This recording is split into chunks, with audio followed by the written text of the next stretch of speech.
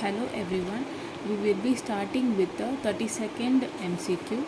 The relationship of the facial nerve branch to the parotid gland is option A deep, option B superficial, option C in the substance of parotid, and option D none. The correct answer is option C in the substance of parotid.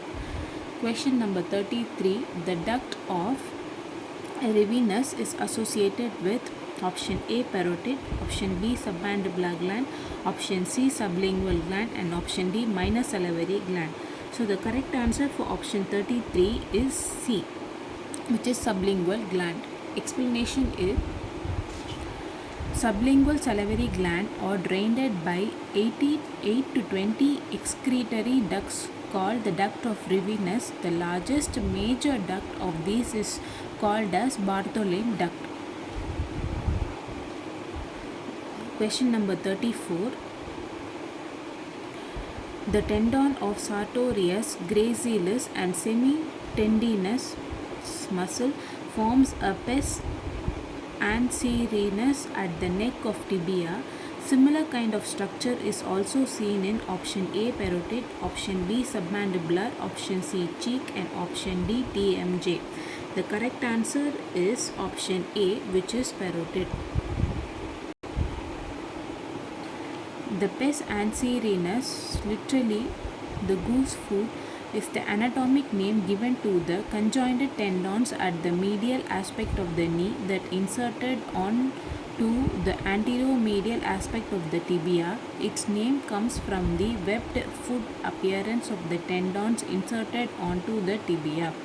The three tendons that forms the pes anserinus from anterior to posterior in tibia are sartorius, A gracilis, and C semitendinosus. The term pes anserinus or parotid flux may also be used to describe the branching point of the facial nerve within the parotid gland.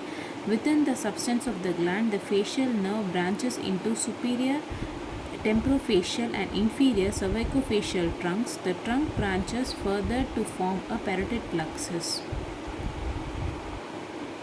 The next question is the nerve that is related to the piriform recess in pharynx. A recurrent laryngeal, option B external laryngeal, option C internal laryngeal, option D glossopharyngeal. So the correct answer is option C, which is internal laryngeal.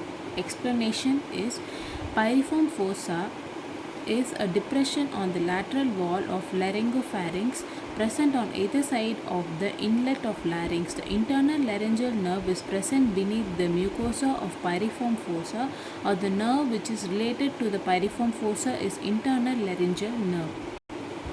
I repeat, the nerve that is related to the piriform recess in pharynx is option C, which is internal laryngeal nerve. So the internal laryngeal nerve is related to the piriform recess. The next question, cricothyroid is supplied by A vagus, B recurrent laryngeal nerve, C hypoglossal nerve, and D superior laryngeal nerve. The correct answer is option D, which is superior laryngeal nerve.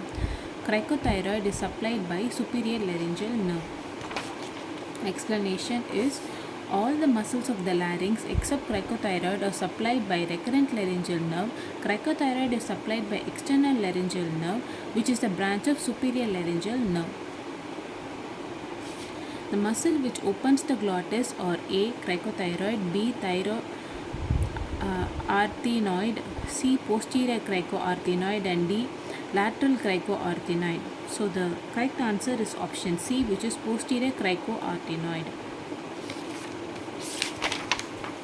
So this is the explanation. Here it's given action and muscle involved.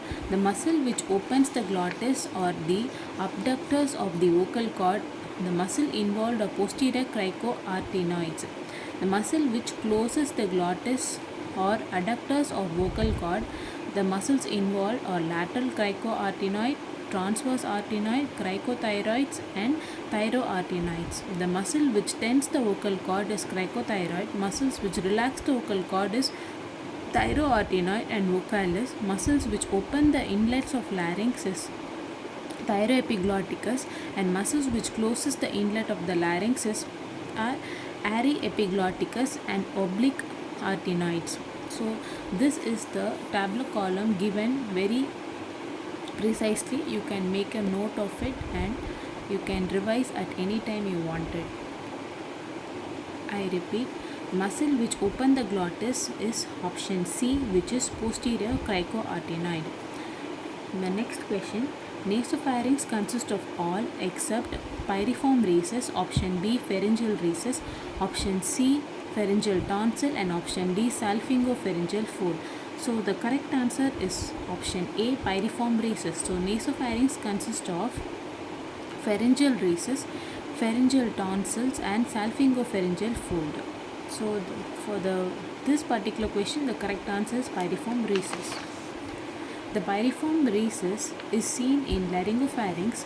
The pharyngeal recess, which is the lateral recess or the fossa of Rosenmuller, is present in nasopharynx. The next one, the lymph from the lower lip middle part drains directly into the A submandibular node, B submental node, C sublingual node, and D preauricular node. The correct answer is option D, which is submental node. I repeat, the limbs from the lower lip middle part drains directly into the submental nodes. Last but not the least, places where the hard palate is continued with the soft palate posteriorly is overlapped by A. alveolar periosteum, B. periosteum, C. mucoperiosteum, and D. and aponeurosis. The correct answer is option D, which is and aponeurosis. I repeat, the places where the hard palate is continued with the soft palate posteriorly is overlapped by and aponeurosis. So we are done with all the 10 MCQs with the explanation. If you have any doubts, please comment in the comment section for this particular video.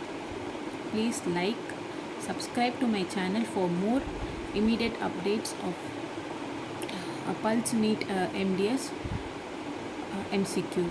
Thank you.